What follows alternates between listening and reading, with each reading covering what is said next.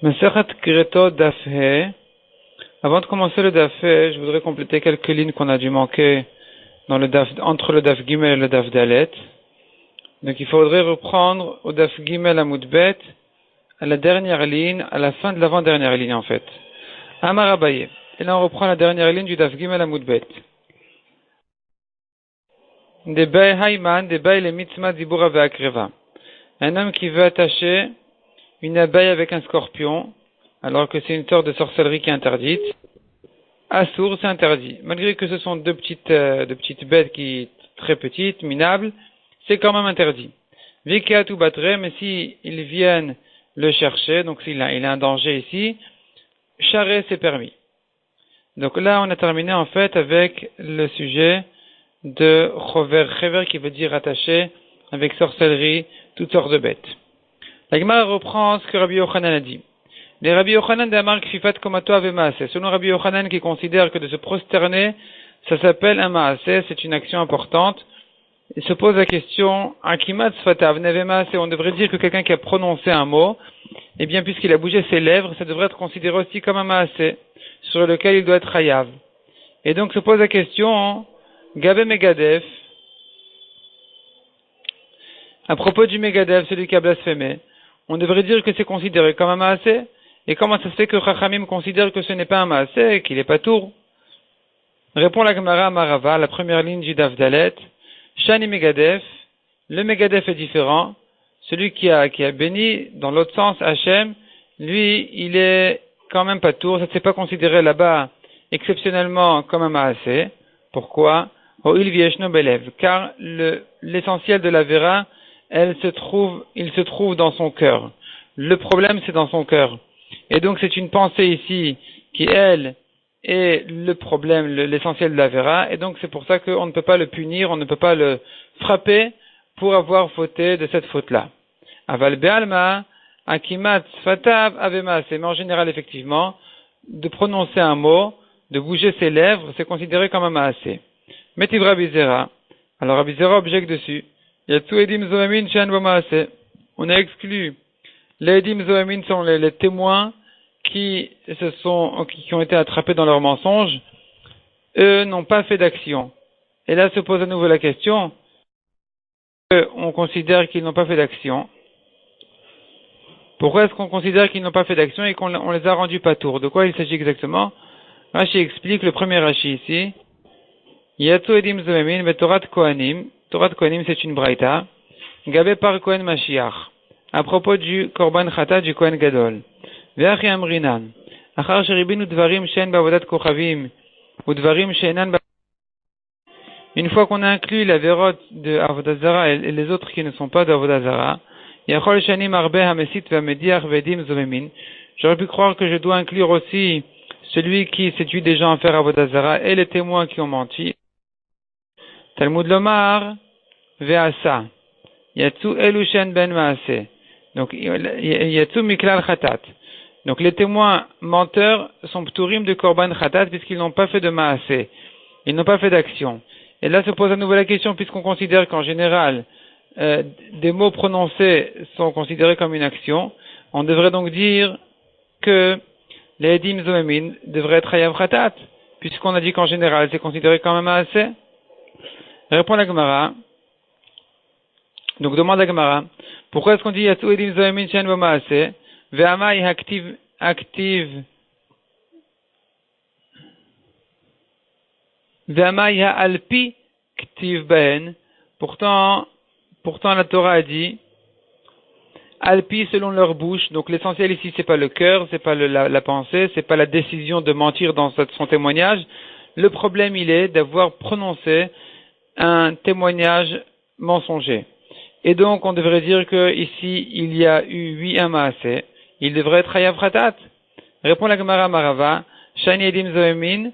C'est quand même différent le cas du témoignage de ces mensonges. Ho'il vieshnan bereya, car tout a commencé par Reya, par le fait qu'ils ont vu le témoignage, ou bien qu'ils mentent de dire qu'ils ont vu quelque chose alors qu'ils ne l'ont pas vu. Tout témoignage, l'essentiel du témoignage est la vue. Et donc, ça c'est une chose qui n'a pas de maaseh, c'est pour ça qu'on les a rendus pas tours. Donc on reprend d'affaire Bezrat Hashem à la 4e ligne, à la fin de la 4e ligne. Amar Rabbi Yitzhak, Haochel lechem kali vecharmel. Ici, la Gemara se rapporte sur le Isur Chadash. La Torah interdit de manger de la nouvelle récolte jusqu'au sacrifice du Korban Omer, l'offrande de farine d'orge qui vient le 16 Nissan, le lendemain du premier jour de Pessah, donc le deuxième jour en fait de Pessah, le lendemain du Yom Tov de Pessah, en Eretz Israël, le premier jour de Chol HaMoed, il y avait la Minchat HaOmer à sacrifier, et jusqu'à ce jour-là, il était interdit de manger de la nouvelle récolte. La Torah dit là-dessus, la Torah dit, on n'a pas le droit de manger lechem kali vecharmel, donc du pain, du blé grillé, vecharmel, c'est du blé frais. Et donc on n'a pas le droit de les manger. Celui qui a mangé le blé dans ces trois états en question, donc aochel lechem, le pain, kali grillé, vecharmel, c'est le blé, loke shalosh, il est frappé 3 fois. S'il a mangé, bien sûr, avant le 16 Nissan, avant Minchat HaOmer. Demande la Gemara vers Enokin Allav Shebiklalut. Comment ça se fait qu'il est frappé 3 fois? Pourtant, la Torah n'a pas répété 3 fois le lave. La Torah n'a dit qu'une seule fois l'interdiction. Et ensuite, elle a donné une liste de ces 3 choses-là. Donc, on devrait dire qu'il n'est frappé qu'une seule fois. Pour les 3, répond la Gemara Shani, Achad Emai Tarikrei. Ici, on a des mots en trop dans le pasouk. Et de là, on apprend qu'effectivement, il est frappé 3 fois. Quels sont les mots en trop du pasouk? La Gemara, maintenant, elle va se prolonger pour essayer d'expliquer qui est le mot en trop. Les makra, première proposition, dit la Gemara, la Torah aurait pu se suffire de dire lechem, le pain. Venez ilav kali vicharmel mine. Et on pourrait apprendre qu'il en est de même pour le kali et le carmel. Le kali qui est le blé grillé et carmel qui est le blé frais sans le travailler du tout.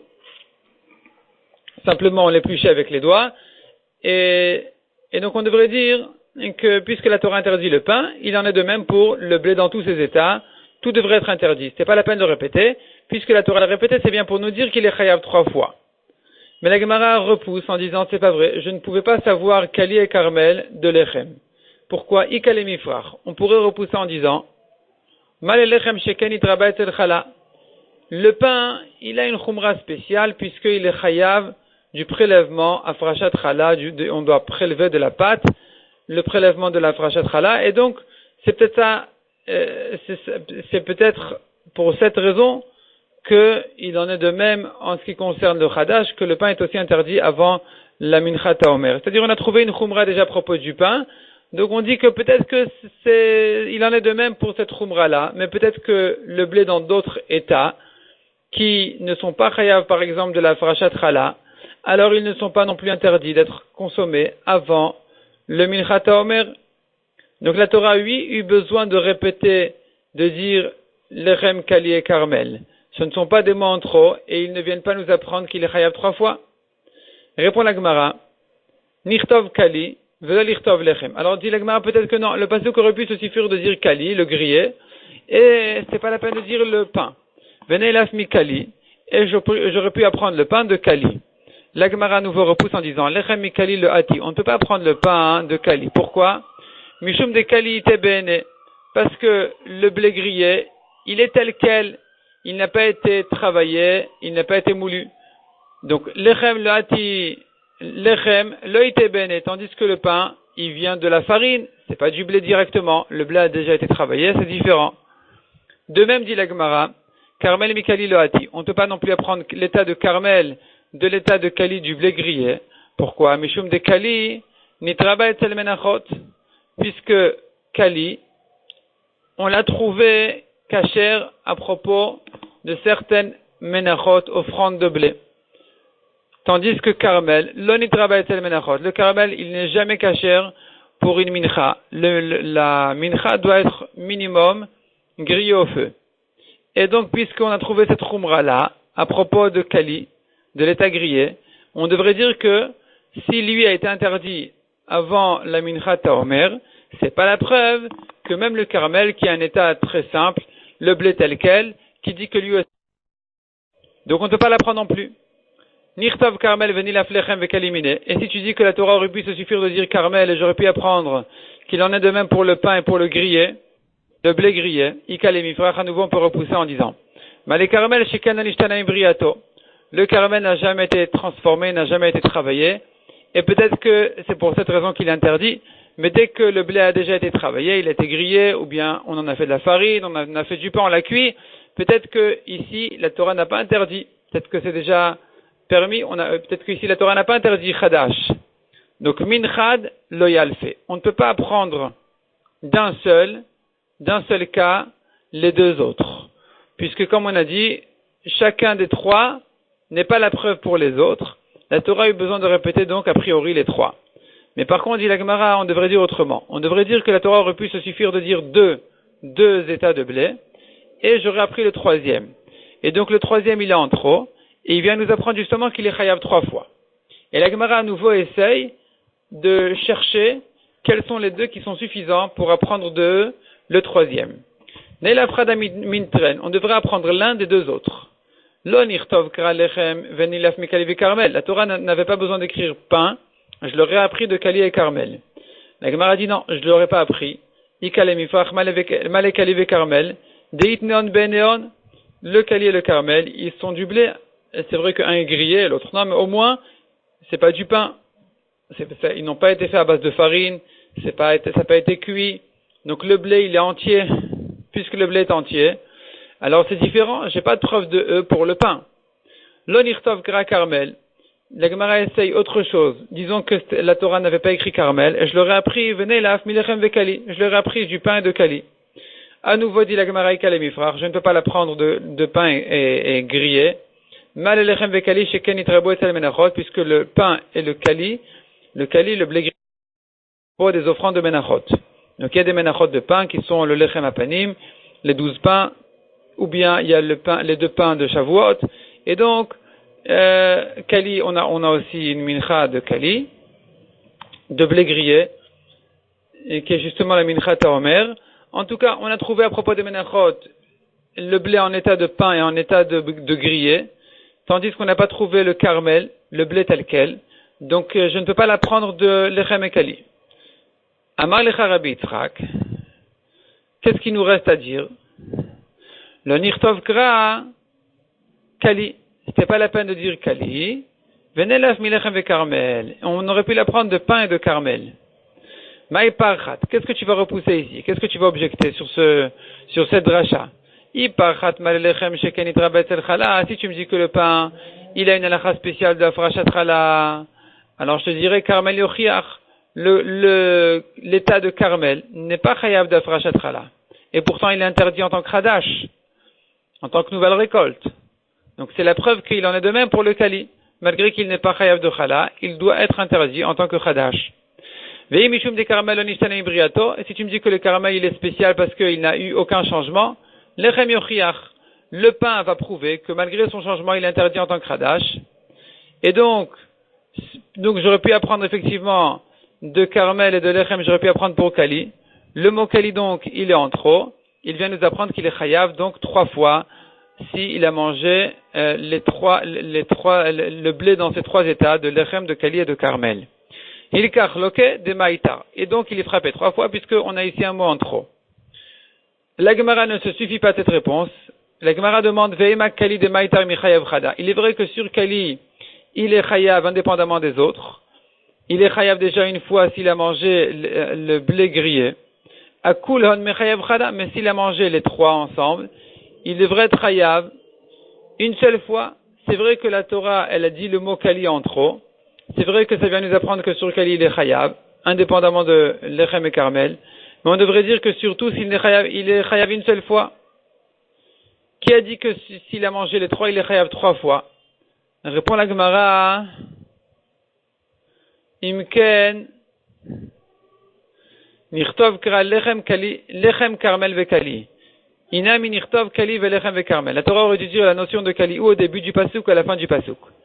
Amai katav le Kali behem. C'est pourquoi est-ce qu'elle est écrit au milieu entre lechem et Carmel? C'est pour apprendre de Kali pour le lechem qui est écrit avant et pour le Carmel qui est écrit ensuite. Harike Amar. Ainsi a dit le pasuk. Ainsi voulait dire le pasuk. Lechem kekali ni chayev. Ve karmel ni chayev kekali. Le pain, on est chayav dessus comme sur le kali.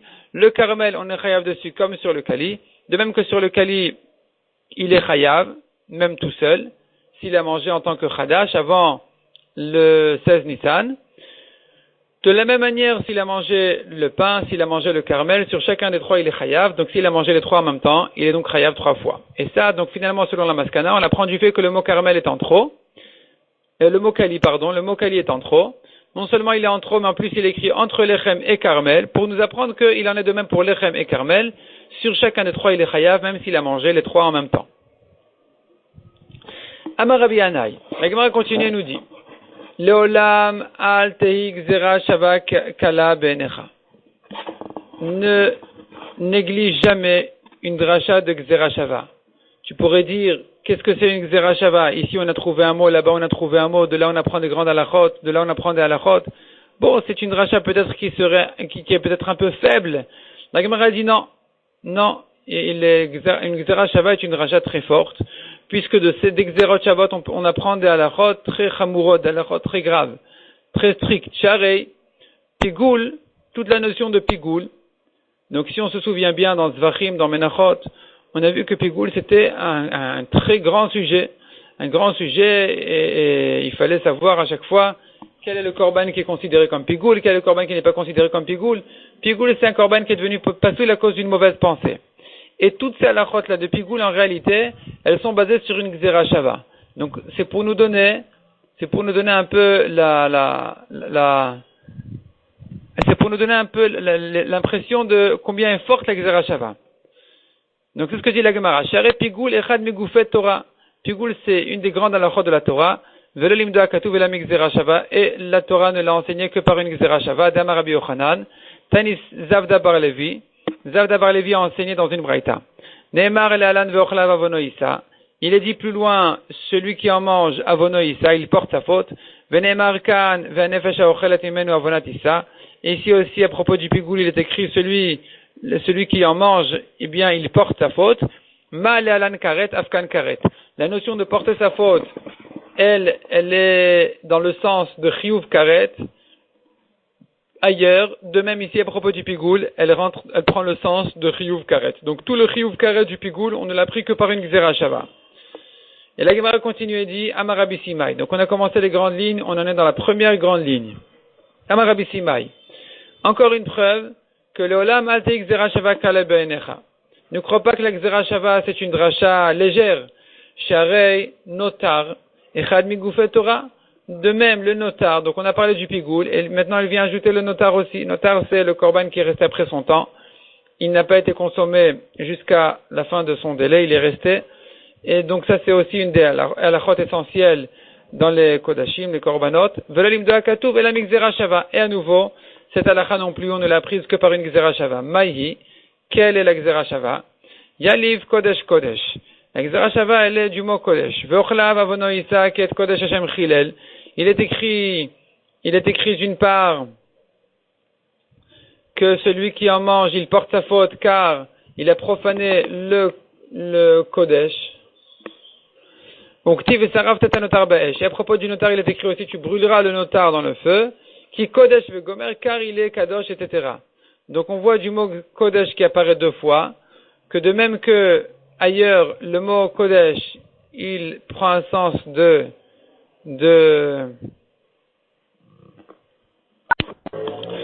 karet. On a appris toute cette halakha de karet d'expliquer que la vono issa qui a écrit à propos de savoir que le pasuk parle du notar quand il s'exprime de cette manière-là, en disant qu'il est chayav karet, toute cette halakha-là on ne l'a apprise que par une gzera shava. Et la Gemara continue et dit Amar Abaye, à nouveau L'olam a dit gzera shava kala be'enecha. Ne crois pas que la gzera shava c'est une dracha légère. Share bitom anusato, car l'interdiction de se marier avec sa fille qui n'est pas la fille de sa femme, qui est une fille anusato, d'un homme qui a fauté avec une femme qui n'est pas la sienne, et il a eu une fille de ce lien-là, de ce contact-là, il a eu une fille. Cette fille-là, elle est interdite à son père. Hen gufet Torah. Ça fait partie des halachot qui sont considérés comme Goufet Torah, le corps de la Torah elle-même. Velo limda katuv la migzera shava. À nouveau, on ne l'a prise que d'une gzera shava. De amarava amareli rabbi Yitzchak bar Rav Dimi. Atia hena hena leisura. On fait une gzera shava. Il est écrit hena ici, il est écrit hena ailleurs.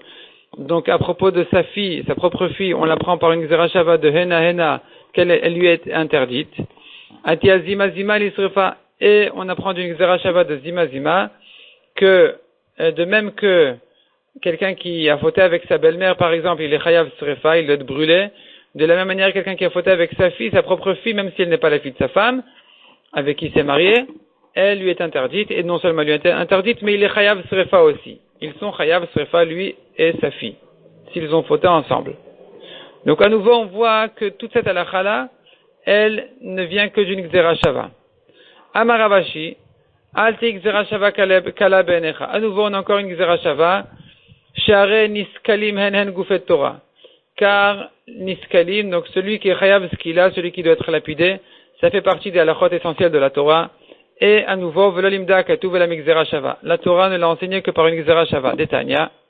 Nemar kan dmeem bam, venemar be'ov vidoni dmeem bam. Il est écrit la notion de dmeem bam qui veut dire dans le pshat qu'ils doivent porter leur faute, leur sang, c'est eux-mêmes qui le portent, c'est-à-dire ils sont fautifs, c'est eux qui sont accusés d'avoir perdu leur sang. Celui qui a fauté, qui est chayav skila, qu'il ne croit pas, il ne peut pas accuser quelqu'un d'autre d'avoir perdu sa vie. Lui-même, il en est fautif. Et donc cette notion-là de qui s'appelle dmeem bam dans la Torah, elle prend un sens de skila. En général, la Torah ne dit que la notion de dmeem bam, on ne sait pas ce que ça veut dire. Celui qui a fauté avec sa mère, avec sa belle-fille, il est chayav skila. D'où je sais, parce que c'est écrit dmeem bam. D'où je sais que dmeem bam veut dire skila, puisque on ne l'apprend que d'une gzera shava. Venemar be'ov veidoni dmeem bam. Donc à propos, en général, de chayav skila, il est écrit dmeem bam. À propos des sorcelleries de ov et idoni, il est écrit aussi dmeem bam. Ma lehalan beskila, afkal beskila. De même que là-bas, il est chayav skila, ici aussi, il est chayav skila. Donc on a terminé avec ce deuxième sujet-là, ce deuxième sujet du DAF. Donc premier sujet, on avait vu lechem kali et carmel, celui qui les a mangés en tant que chadash, en tant que nouvelle récolte avant son temps, il est chayav 3 fois. Ensuite, on a amené plusieurs exemples. En deuxième sujet, la Gemara avait ramené plusieurs exemples. On voit que combien les halachot essentielles de la Torah sont apprises par une gzera shava. Maintenant, on retrouve ce qu'on a vu dans la Mishnah, celui qui vient reproduire le shemen hamishra, l'huile d'onction, il est chayav, c'était interdit. La Gemara va rentrer un peu dans les détails de cette huile spéciale. Amfatem et hashemen vechule. Tanura banam.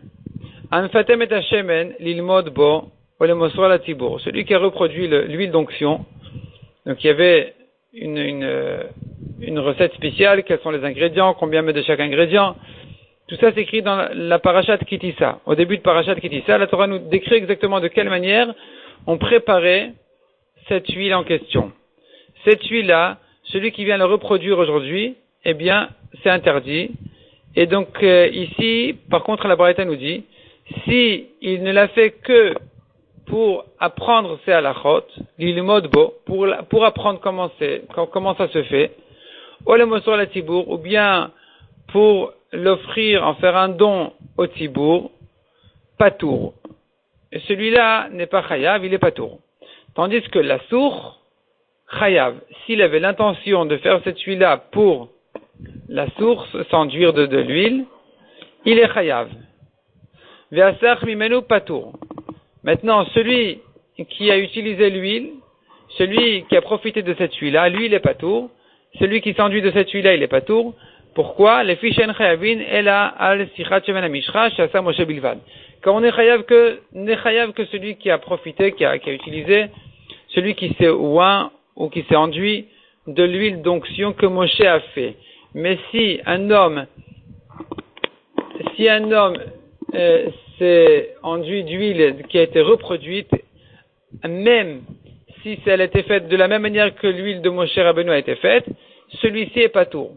Donc je reprends, celui qui fait l'huile, il est chayav, s'il l'a faite pour lui-même. Celui qui en a profité, par contre, il est patour.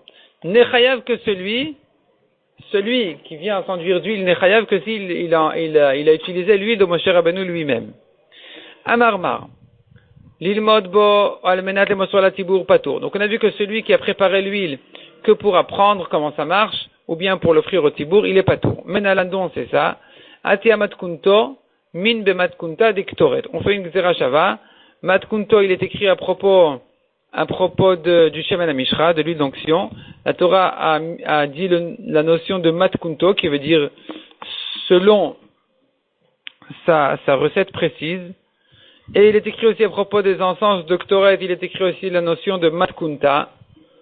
Or, à propos de l'Aktoret, la Torah nous dit, Uktiv lega bektoret otasu lachem. Vous n'avez pas le droit de reproduire l'Aktoret pour vous. Lachem ou de asur. Avalem osor la tibour patour. Ce n'est que pour vous que c'est interdit, mais pour l'offrir au tibour, celui qui l'a refait, celui qui refait l'Aktoret, il est patour. Donc, de la Xerashava en question, on apprend qu'il en est de même pour le Shemen HaMishra.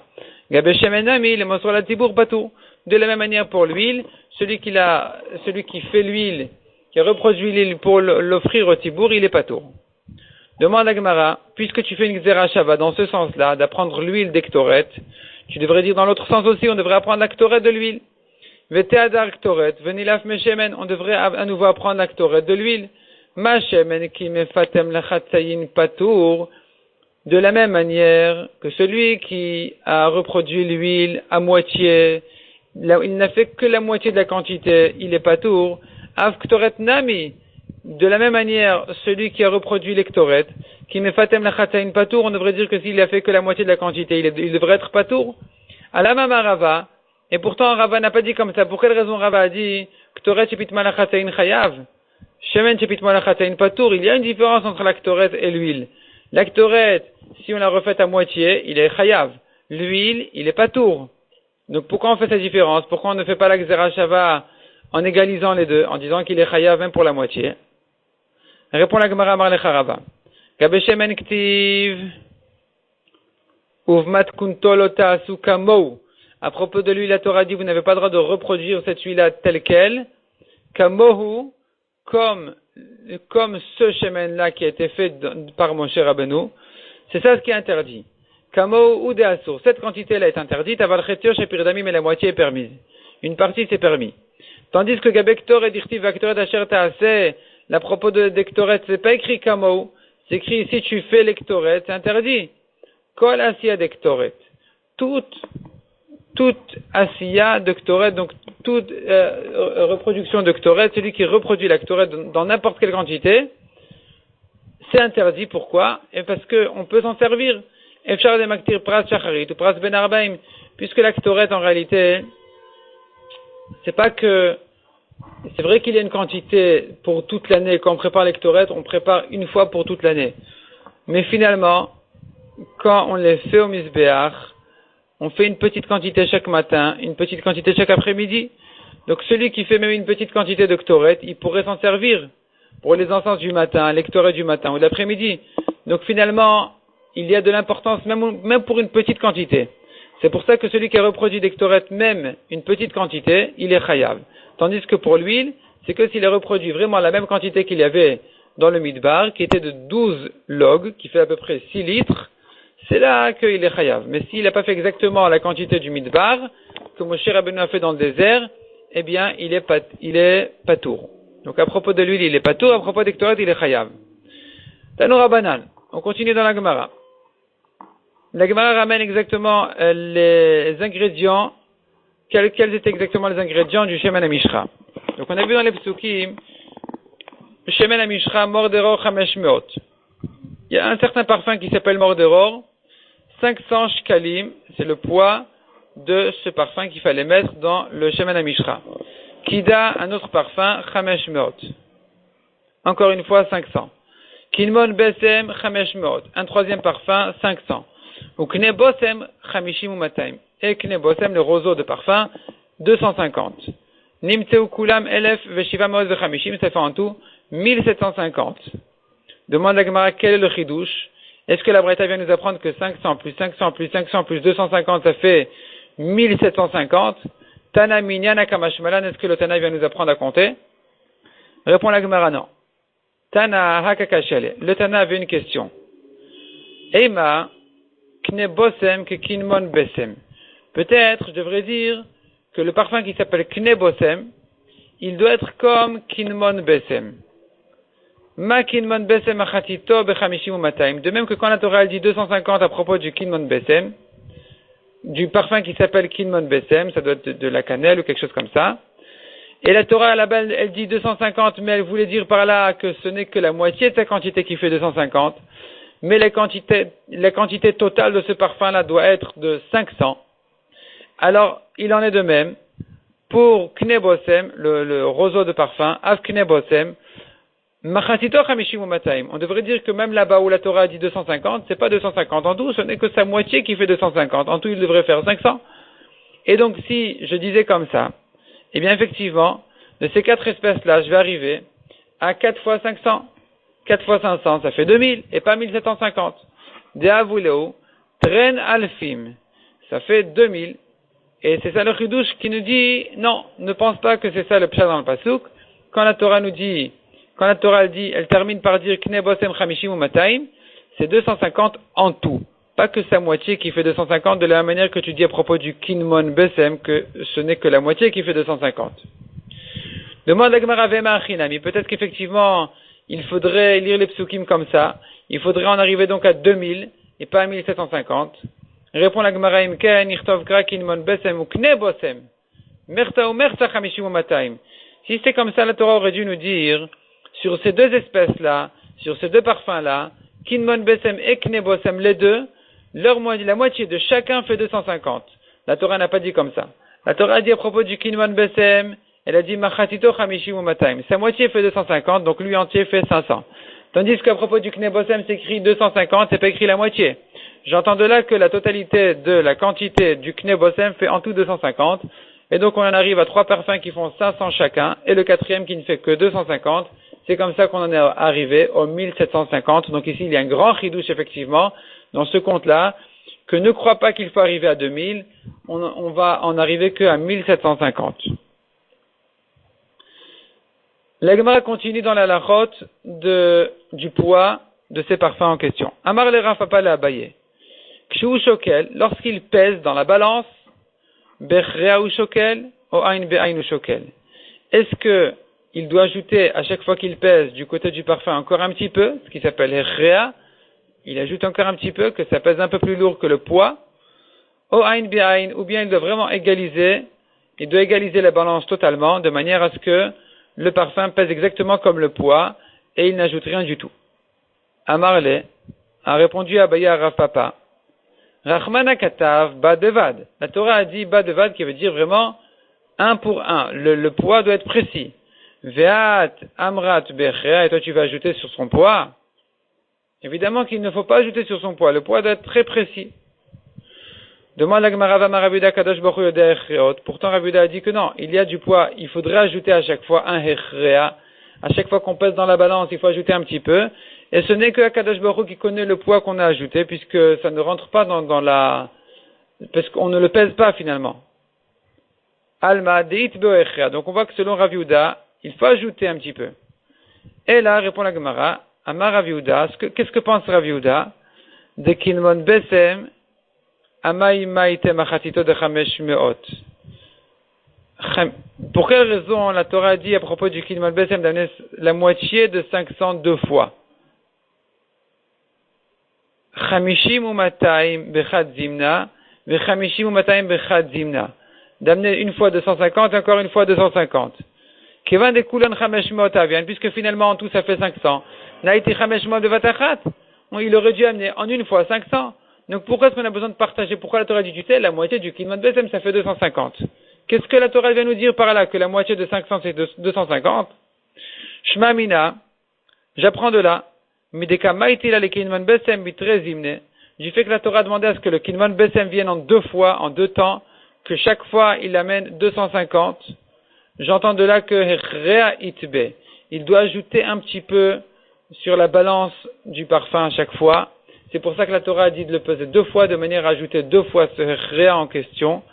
Et Akadosh Baruch Hu Yodea Bachot, ce n'est que Akadosh Baruch Hu qui sait combien est-ce qu'on a ajouté, puisque nous on ne pèse pas ça. Au contraire, on met le poids d'un côté, un poids de 250. De l'autre côté, sur l'autre côté de la balance, on met un petit peu plus que ça. Umay bad bevad. Et alors, comment on explique bad bevad qui nous laisse entendre que le poids doit être très précis, alors que selon Rav Yehuda, il faut ajouter quelque chose, donc on a un petit peu déséquilibré la balance. Amar Ravina, shelo yaniach mishkal bemishkal veishkol. Ça vient nous apprendre que quand il pèse 2 fois 250, il aurait pu faire la chose suivante. Il aurait pu faire la première fois, il met les poids d'un côté de la balance, 250, de l'autre côté il met le parfum jusqu'à que la balance s'égalise et au contraire elle se baisse un petit peu du côté du parfum. La fois suivante, il devrait dire, maintenant j'ai pas besoin de retirer le parfum, j'ai qu'à le laisser sur la balance et mettre de l'autre côté, j'enlève les poids de l'autre côté et j'égalise la balance en mettant de l'autre côté aussi, encore une fois 250 avec un petit ajout du parfum en question. Et la Torah elle vient nous dire non, c'est pas comme ça, bad bevadieh, ça doit être très précis, il faut peser très précisément. Donc tu enlèves le parfum, tu laisses le poids de l'autre côté de la balance et du côté en face des poids, tu pèses à nouveau le parfum en question de Kinmon Besem. Ça te fera 2 fois 250 avec un petit ajout effectivement selon Rav Yehuda, pas comme Abaye qui a dit que ça doit être très précis et qu'on n'ajoute rien du tout. Donc on a finalement une marloquette. Selon Abaye, c'est très précis, c'est 250 piles. Selon Rav Yehuda, il faut ajouter un petit peu. Selon les deux, on pèse 2 fois. Selon les deux, on doit peser 2 fois 250, ça fait en tout 500. Mais à nouveau, cette halakha ne concerne que l'espèce qui s'appelle Kinmon Besem et pas ce qui s'appelle Kne Bosem. Le roseau de parfum, lui, ne vient que de 250. Le Kinmon Besem, c'est lui qui vient de 500. Tanoura Banal. On continue donc dans la Gemara. Shemen Amishra. Shemen Amishra, Shasa Moshe. De quelle manière on a fait le Shemen Amishra, l'huile d'onction? Shemen Amishra, donc l'avant-dernière ligne ici du Hamoud. Shemen Amishra, Shasa Moshe Bamidbar. De quelle manière Moshe Rabbeinu a préparé le Shemen Amishra dans le désert? Meshalkua Ikarin Ivri Rabbi Yehuda.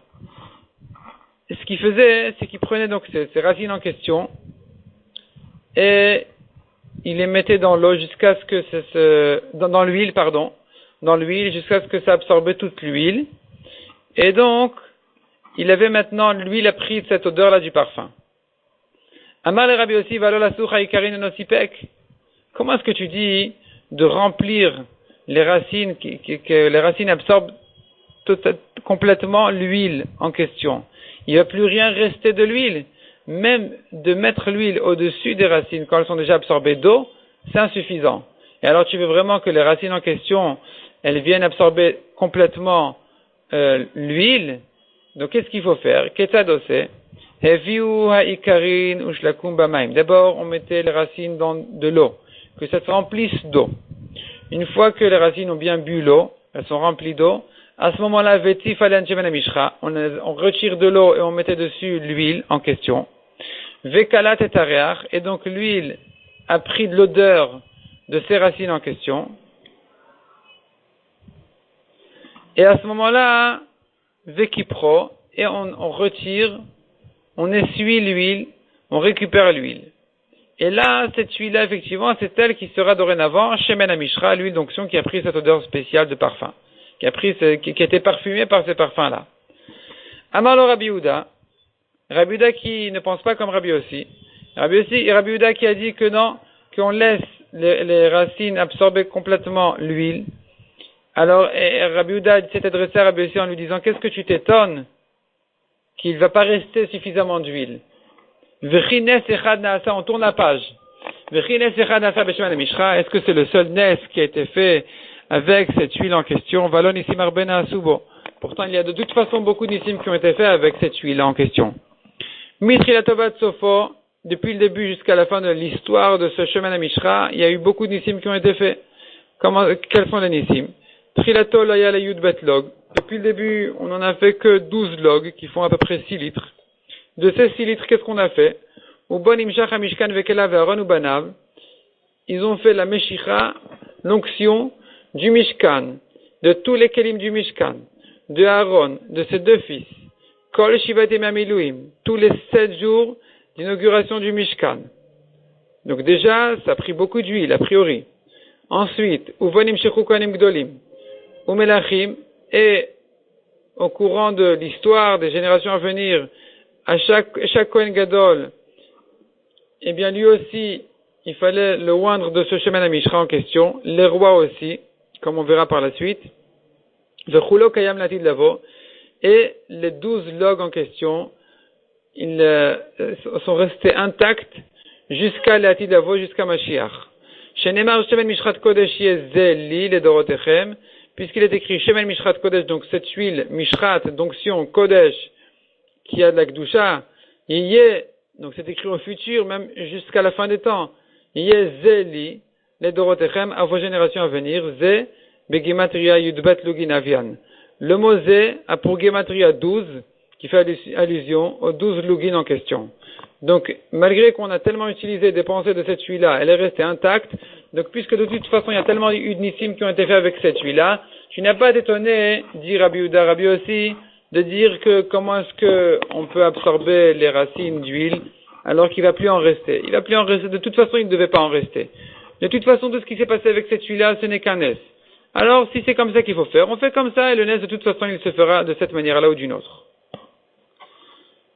On continue dans la Gemara Tanura Banan. Veikach Moshe Shemen HaMishra, Veimshach et HaMishkan. Donc Moshe Rabbeinu a pris l'huile, le Shemen HaMishra, et il a oint avec le Mishkan, Vegomer, etc.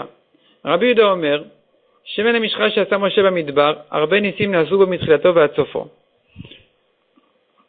Donc il y a eu plusieurs Nisim qui ont été faits avec. Et la Gemara reprend ce qu'on a vu, les Nisim qui ont été faits avec. Trilato Loyal El Ayudbet Lugin. Depuis le début, on n'en a préparé que 12 Lugin. Maintenant, Kama Yora Bolat, il y a ce qui est absorbé dans la marmite. Kama Ikarin Bolin, combien les racines ont absorbé. Kama Ursoref, combien été brûlé par le feu, combien s'est évaporé de l'huile. Uvon Imshach Mishkan Vekelav, et après tout ça, on a dépensé de cette huile-là encore pour oindre le Mishkan et ses kelim, donc les Mizbechot, le Shulchan, le Aaron, tous les kelim, tous les kodesh qu'il y avait dans le Mishkan. Aaron ou Vanav, Kol Shivat Amilouim, et Aaron et ses fils pendant chacun des 7 jours d'inauguration du Mishkan. Chaque jour, on devait refaire toute cette onction. Uvonim Shechu Kohanim Gdolim, et avec ce shemen en question, on a oint les Kohanim Gdolim, ou Melachim et les rois. La fille du Kohen Gadol ben Kohen Gadol ton Meshicha. Un Kohen Gadol, fils de Kohen Gadol, il doit être oint. Par contre, Ve'en Moshrin Melech ben Melech. Mais un roi, fils de roi, il n'est pas oint. Ve'im Tomar Mipnema Mashruat Shlomo. Si tu demandes pourquoi est-ce qu'on a oint Shlomo Melech alors que son père David a déjà été oint. Mipne Machloket Adonia. À cause de la Machloket, de la dispute qu'il y avait avec Adonia, le frère de Shlomo qui voulait régner. Et donc c'est pour ça qu'on a eu besoin d'utiliser le Shemen HaMishra pour Shlomo. Mais sinon, s'il n'y a pas de Machloket, s'il n'y a pas de dispute, alors c'est pas la peine d'utiliser le Shemen HaMishra pour le fils du roi. Il règne automatiquement. C'est un héritage. Ve'et Yehoash, et Yehoash lui aussi, on lui a mis le Shemen HaMishra. Pourquoi? Mipnei Atalia, à cause de sa grand-mère Atalia qui voulait régner, et qui régnait déjà. Et Yehoash est venu prendre la royauté de sa grand-mère Atalia, qu'il a volé de sa famille, de ses enfants. Et donc Yehoash, il a eu besoin d'utiliser aussi le Shemen HaMishra. Parce que quand il y a une dispute, alors le roi doit à nouveau être oint avec le Shemen HaMishra. Mais sinon, c'est pas la peine. Et si c'est pas la peine, c'est interdit. Parce que ça a de la Kedusha, le Shemen HaMishra.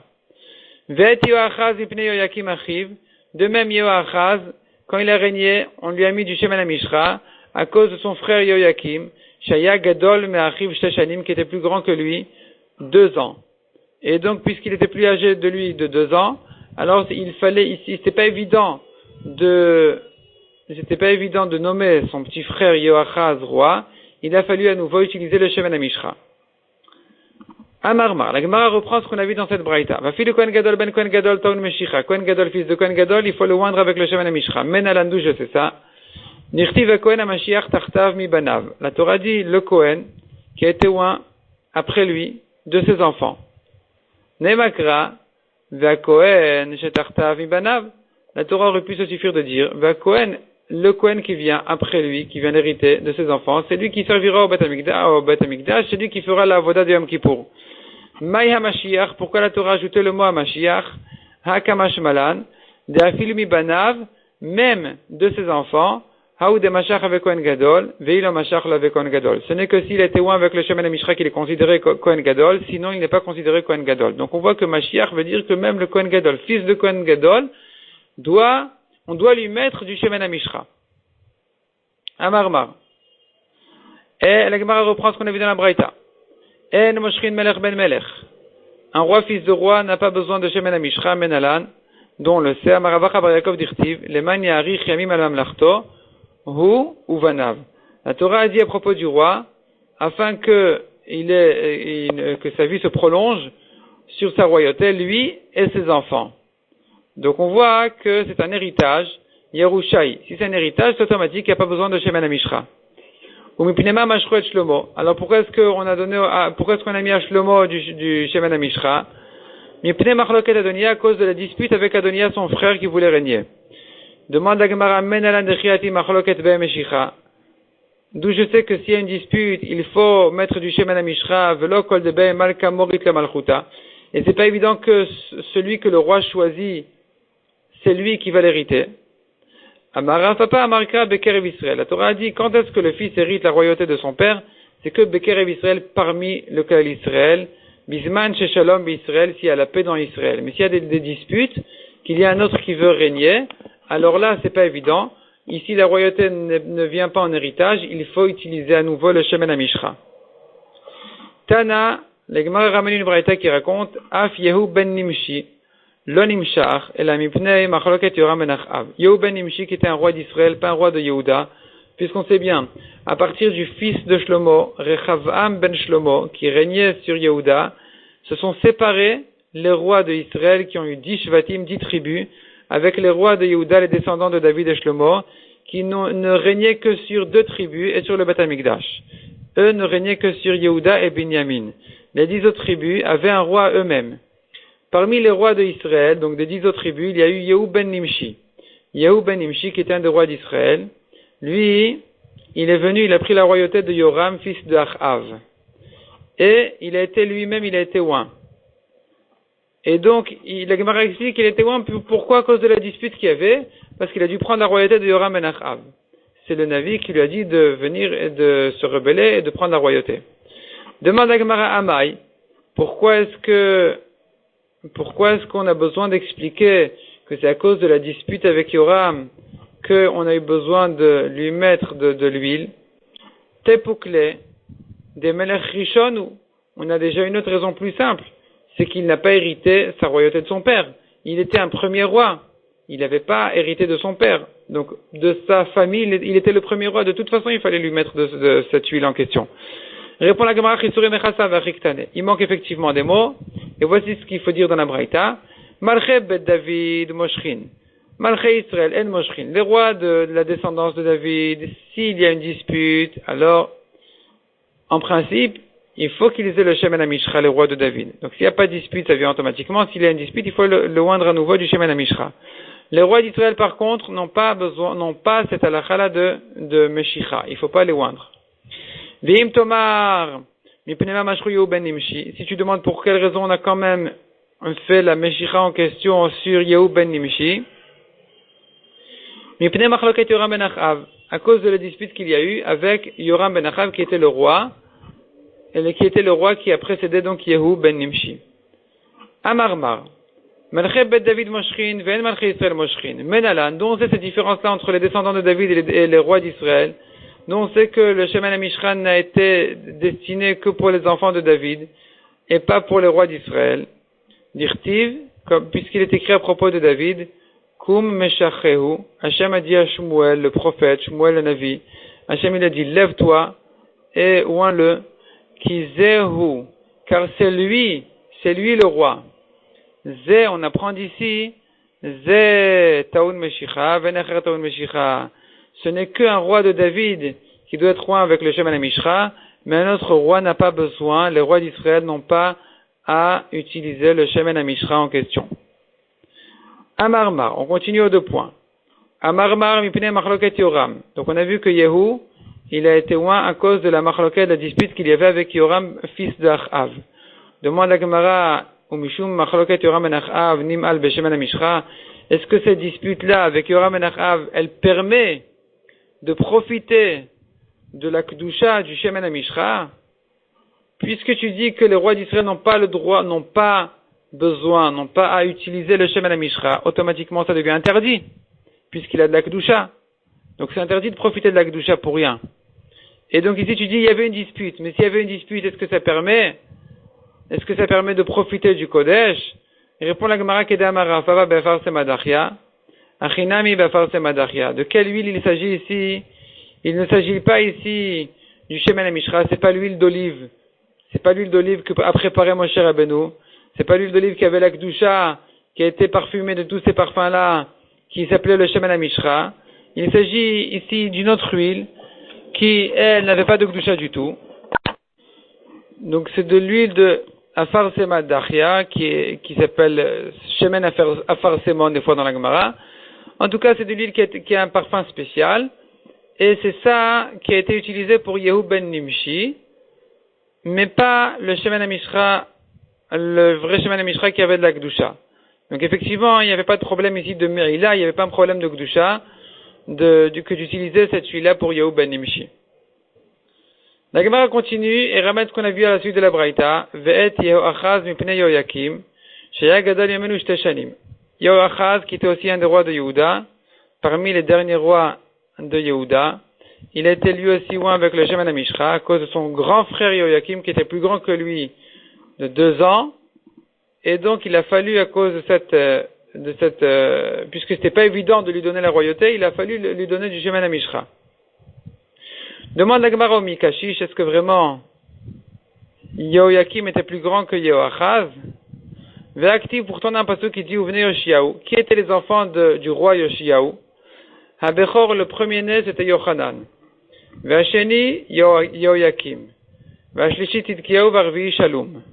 Donc le premier Yochanan, le deuxième Yoyakim, le troisième Tidkiyahu, le quatrième Shalom. Ve'amar Rabbi Yochanan. Rabbi Yochanan dit, Hu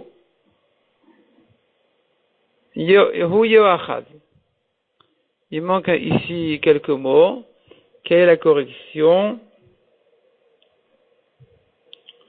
Hu Shalom, en bas il dit, le Masoret Hachas il dit, Hu Shalom ou Tidkiya, Hu Yochanan ou Yoachaz. Donc Yochanan, c'est Yoachaz. Le Bechor, le fils aîné, qui s'appelle ici dans le pasuk Yochanan, c'est Yoachaz, celui qui est connu dans le Nar au nom de Yoachaz. Donc le premier-né c'est Yoachaz, le deuxième c'est Yoyakim. Tidkiya ou Shalom, c'est la même personne. Et qui, ici, dans le passage qu'on l'appelle troisième Tidkiyahu, quatrième Shalom, en réalité, c'est la même personne. Hu Tidkiyahu, ou Shalom, c'est lui-même. Donc, en tout cas, on voit que le premier-né, c'était Yoachaz.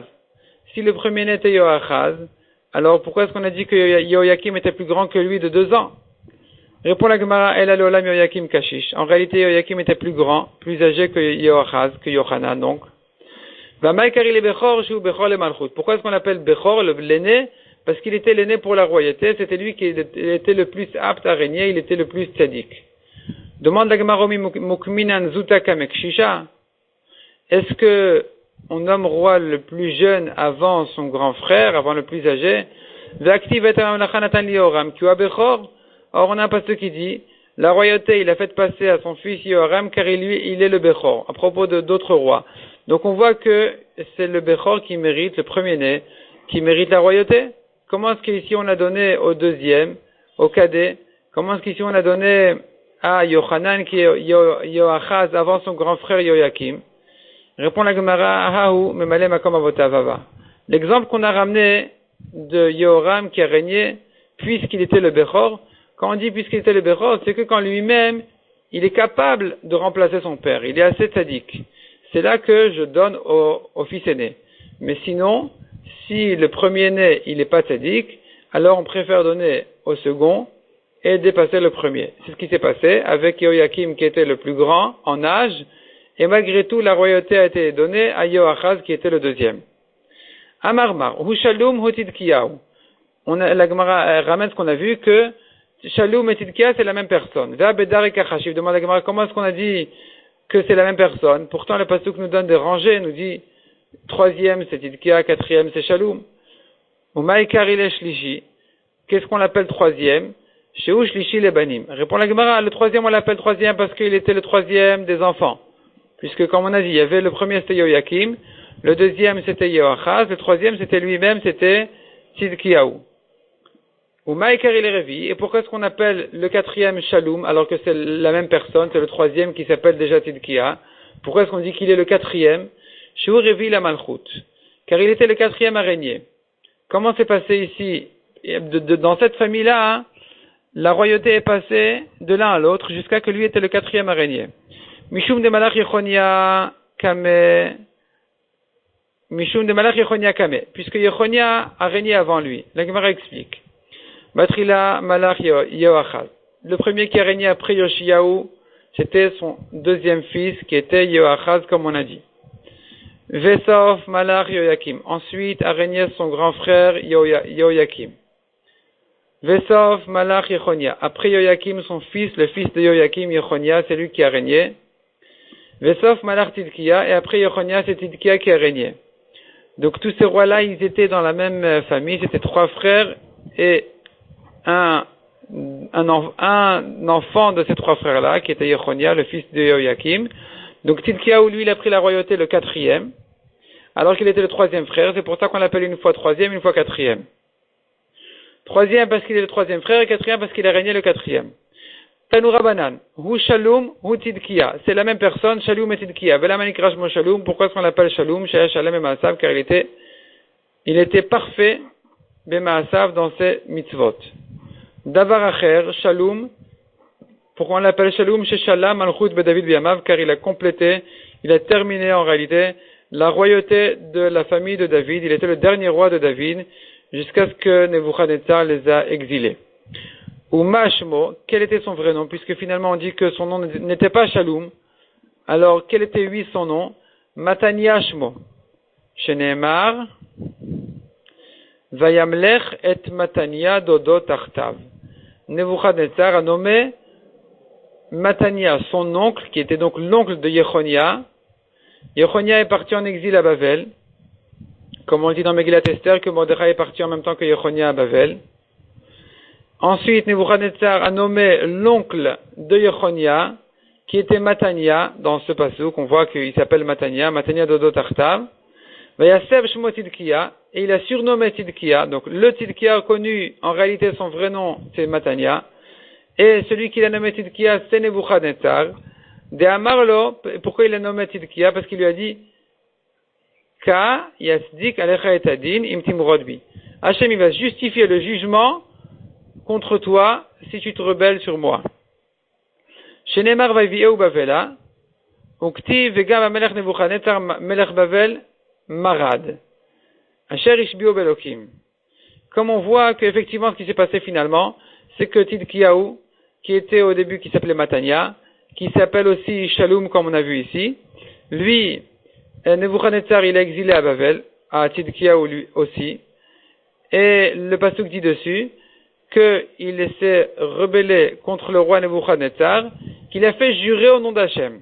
Donc on voit que Nebuchadnezzar l'a fait jurer au nom d'Hachem, c'est pour ça que ça explique ce qu'on a vu, qu'il a nommé Tidkiaou en lui disant Tidk, Tzadak, ça veut dire Hachem va justifier, Yaou, c'est Hachem, il va justifier le jugement contre toi, si tu te rebelles contre moi, que je vais te punir. Demande à Gemara au Miyava Shemen HaMishra, est-ce que le Shemen HaMishra était encore du temps des derniers rois de David? Comme on a dit que Yoachaz, on lui a mis du Shemen HaMishra. Ve'atania, pourtant on a une braïta qui dit Mishin Ignaz Aaron, Ignaz Tinten Ataman. Au moment où on a caché le Aaron qui était le Aaron avec les Luchot, le Aaron avec les Kuruvim, au moment où il a été caché du temps de Yoshiyahu, de son époque aussi on a caché plusieurs autres choses précieuses, qui étaient Ignaz Tinten Ataman. Donc ils avaient un petit bocal de manne qui est tombé du ciel du temps du désert, qui était gardé pendant toutes ces générations-là. Et de son temps, Yoshiyahu a décidé de la cacher. Utzlochi Shemen HaMishra, et la bouteille de Shemen HaMishra aussi était cachée à ce moment-là. Umaklosh el Aaron Shkedim Uprachim, et le bâton de Aaron qui a fait pousser qui a fleuri, qui a donné des noix aussi, des amandes. Vergaz Shigrou Plishtim, Doron Eloke Israël, et la caisse que les gens de Pelishtim ont envoyée en cadeau à Hachem, quand ils ont volé le Aaron et quand ils l'ont rendu, ils lui ont offert une caisse avec des souris en or. Chez Nehemar, Vet Kleazav Asher Eshivotem Lo Hasham, Tasimu Bargaz Mitido. Donc Kleazav, qui étaient les souris en or que les gens de Pelishtim ont rendu avec le Aaron, vous allez les mettre dans la caisse à côté du Aaron. C'est ce que les chefs des Pelishtim leur ont conseillé lorsqu'ils ont rendu le Aaron au Bnei Israël. Qui c'est qui a caché toutes ces choses-là? C'était bien Yoshia, le roi de Yehuda.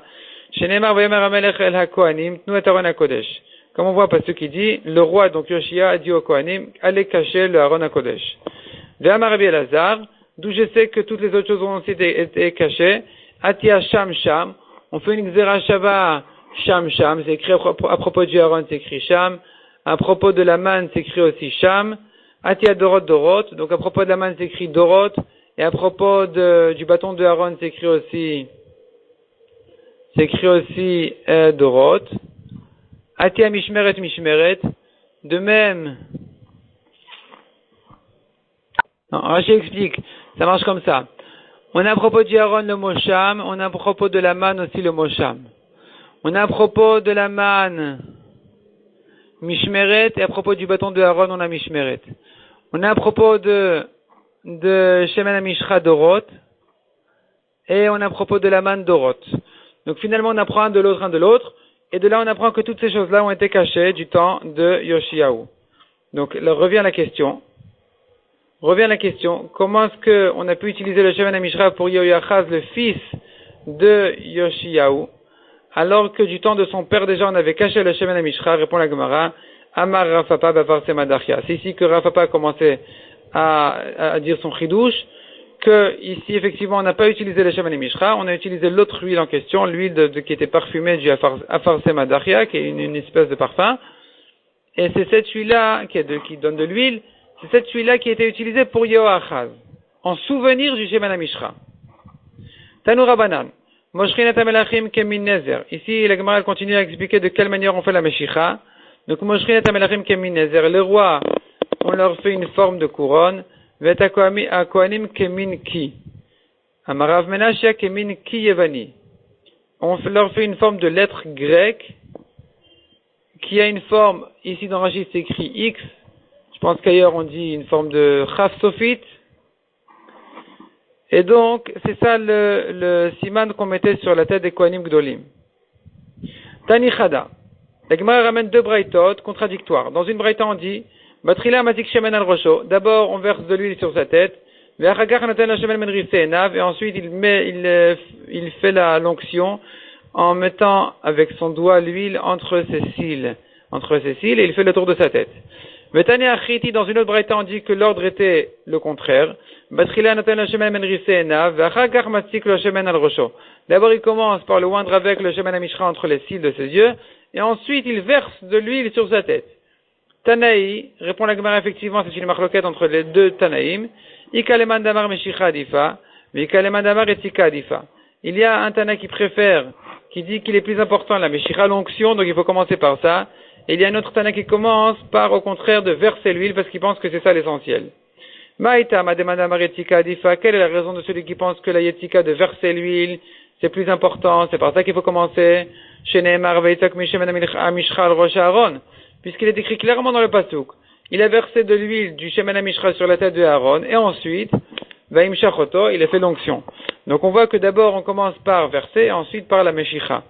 Ou Mande Amar Meshicha Adifa, celui qui pense pas comme ça, qui pense qu'il faut commencer par la Meshicha, il faut commencer par le oindre. Kassavar Sheken Itraba Etel Klesharet, lui il pense qu'il faut commencer par la Meshicha parce que tous les kelim du Beth HaMikdash, tous les récipients du Beth HaMikdash, n'avait pas de yetika, on n'avait pas versé de l'huile dessus, on n'avait que l'onction. Donc c'est plus important. Demande la Gemara V'aktiv ve'yatzak ulbasof va'imshach. Finalement, c'est écrit quand même clairement dans le pasuk à propos de Aaron. D'abord il a versé, ensuite il a fait l'onction. Répond la Gemara Chike Amar. Matin ve'yatzak mishum va'imshach oto lekadsho. Pour quelle raison il a fait la yetzika? Il a versé sur sa tête puisqu'il avait déjà sanctifié le Kohen avec l'onction. Donc finalement, il faut commencer par l'onction et ensuite par verser l'huile sur sa tête. Tanou Rabanan. Kashem enatov ayored el harosh vegomer. Ici la Gemara elle va décrire de quelle manière il a fait la meshicha sur Aaron, toute l'histoire, qu'est-ce qui s'est passé lorsque Moshe Rabbeinu a oint à Aaron à Kohen. Donc la Gemara ramène un pasuk dans Teilim, un pasuk connu qui dit Kashem enatov ayored el harosh, comme la bonne huile qui descend sur la tête. Kemin shte tipin margaliot ayut liot le Aaron bizkano. Il y avait comme deux gouttes de pierres précieuses qui étaient suspendues sur la barbe de Aaron. Amarav Kanatana, Yatzta bat kol ve'amra, Ketal Hermon shiored al hareret Sion. Il y a une bat kol, une voix céleste qui est sortie et qui a dit que le Shemen HaMishra sur la barbe de Aaron ressemble à la rosée qui tombe sur le mont Hermon. Ketal Hermon, à la rosée qui vient du mont Hermon, shiored al hareret Sion, qui descend jusqu'aux montagnes de Sion. Matal en bomeila, quelle est la comparaison entre la rosée et le Shemen HaMishra? Ça vient nous apprendre que de la même manière que dans la rosée, il n'y a pas de meila, il n'y a pas d'interdiction d'en profiter. Af shemen shiored al zekan Aaron en bo meila. De la même manière, à propos du shemen hamishra qui descendait sur la barbe de Aaron, il n'y avait pas de problème de meila. Ve'adain Aaron ayadoeg. Et ici la braïta s'explique. Aaron, il craignait, il était inquiet. Il disait Shema Moshe lo ma'al, vani ma'alti. C'est vrai que Moshe. Non, j'ai sauté un peu là. J'ai dû sauter une ligne. Je reprends un petit peu en arrière. Donc je reprends depuis Tanou Rabanan. Tanou Rabanan en début de ligne. Kashem enatov yored el harosh vegomer. Donc le pasuk dit Kashem enatov comme la bonne huile qui descendait sur la tête, etc. Kemin shtei tipin margaliot, hayut liot l'Aaron bizkano. Comme deux gouttes de pierre précieuse étaient suspendues sur la barbe de Aaron. Amarav kanatana. Ksheou mesaper. Ça c'est la ligne que j'ai sautée. Lorsque Aaron parlait, Olot v'yoshvot bikrez kano. Les gouttes d'huile, elles grimpaient, elles montaient au début de sa barbe, en haut de sa barbe, de manière à ce qu'elles ne tombent pas au moment où il parle. V'aldavar zeh Moshe Rabbeinu doeg, et Moshe Rabbeinu il était inquiet. Shema chas v'shalom alti b'shemen hamishra. Peut-être que j'ai mis trop de shemen hamishra sur Aaron, puisque on voit que l'huile, Moshe Rabbeinu il avait l'impression apparemment que puisque l'huile restait sur Aaron, c'est que et il a dû mettre une trop grande quantité peut-être. Et donc il a profité, il a utilisé trop de Shemen HaMishra, ce qui devrait être interdit. Et ici est venue la voix céleste en lui disant Ketal Hermon shiored al hareret Sion, Matal en bomeila, af Shemen shiored al zekan Aaron en bomeila. Donc le pasuk ici a comparé le Shemen HaMishra à la rosée, de même que dans la rosée il n'y a pas de problème de meila, de la même manière le Shemen HaMishra n'a pas de problème de meila. Tu n'as rien à craindre, Moshe Rabbeinu. Mais maintenant c'était Aaron qui était anxieux. Shema Moshe lo ma'al vani ma'alti. Peut-être que Moshe lui il n'a pas fait de meila, c'est vrai. Mais peut-être que c'est moi qui ai profité, c'est moi qui ai tiré profit de ce Shemen HaMishra qui a de la kedusha. Il y a mes habits qui ont été parfumés de ce Shemen HaMishra, c'est un problème. Et à Tabat Kol Vamra, une deuxième voix céleste est venue et lui a dit Ine matov umanaim shevetachim gam yachad. Dans ce même pérec de Teilim on dit matov umanaim, combien est bien et agréable les deux frères qui sont installés ensemble. Qui sont les deux frères ensemble? Ma Moshe lo ma'al, afata lo ma'alta. De même que Moshe n'a rien à craindre, il n'a pas fait de meila. De la même manière, toi, Aaron, tu n'as rien non plus à craindre. Tanou Rabanan. En moshrinat hamelachim el ala mayan, kedesh timashech malchutan. On ne oint les rois que sur les sources pour que c'est un siman, pour que leur royauté dure longtemps. Sheneemar vayomer hamelech vegomer veoratem oto al gichon. David Hamelech a dit, lorsqu'il a ordonné à ses serviteurs de mettre le Shemen HaMishra sur son fils Shlomo, de faire Shlomo régner de son vivant déjà, il leur a dit descendez à Gichon qui était une source, Umshach Otosham, et là-bas tu vas le oindre. Amaravami, Haïman de Baeleda, Imash Rashata Ilo. C'est une nouvelle chose ici que la Gemara vient dire, mais c'est dans le même esprit qu'on a vu du siman de la source. La source est un siman d'une longue royauté, Ici aussi, on a encore quelques simanim intéressants. Donc, deuxièmement, dit la Gemara, après le siman de la source, on a encore un siman. Haïman de Baal et Daimash Rachata. Ilo. Celui qui veut savoir s'il va passer son année ou pas. Maitishraga behalen asara yomin de ben reshat al de Kippouré.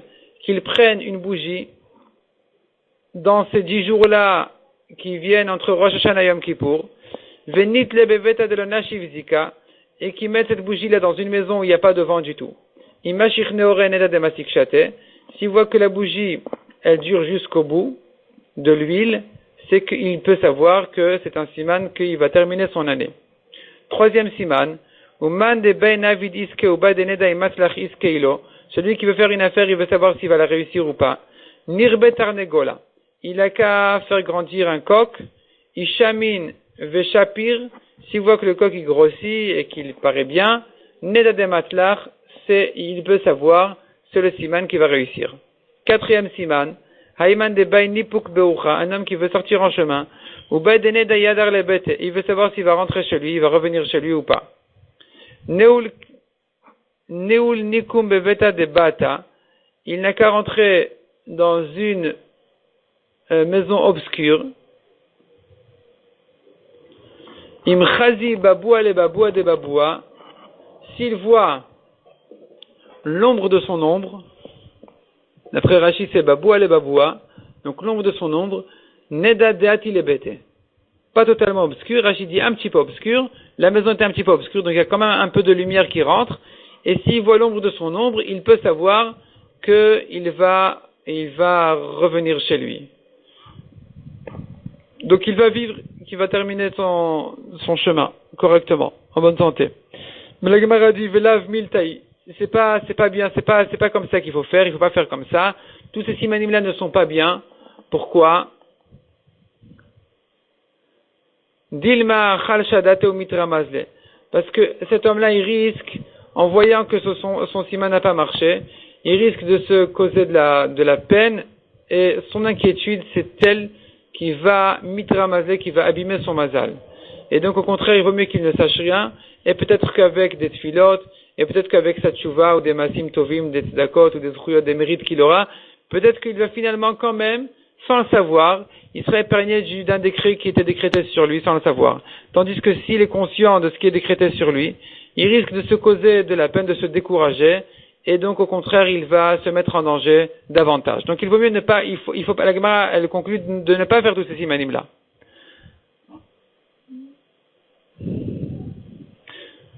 On ajoute encore 2 lignes pour terminer ce inyan.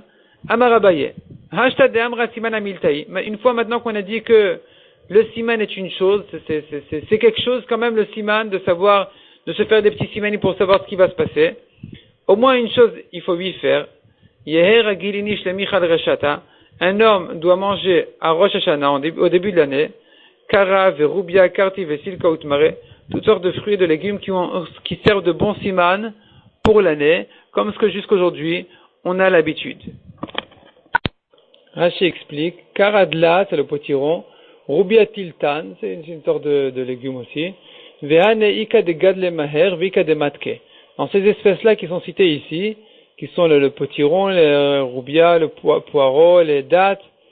Et ces choses-là, il y en a certains parmi eux qui poussent vite, d'autres qui sont doux et sucrés. Et donc, ça sert de bon siman. Tout ça sert de bon siman. Dans la Gemara chez nous, c'est écrit les mechal, qu'un homme doit s'habituer à les manger à Rosh Hashanah. Il y a une autre version qui dit de les voir, c'est suffisant. Donc, ce qu'on peut pas manger, on peut voir, c'est aussi suffisant pour le bon siman.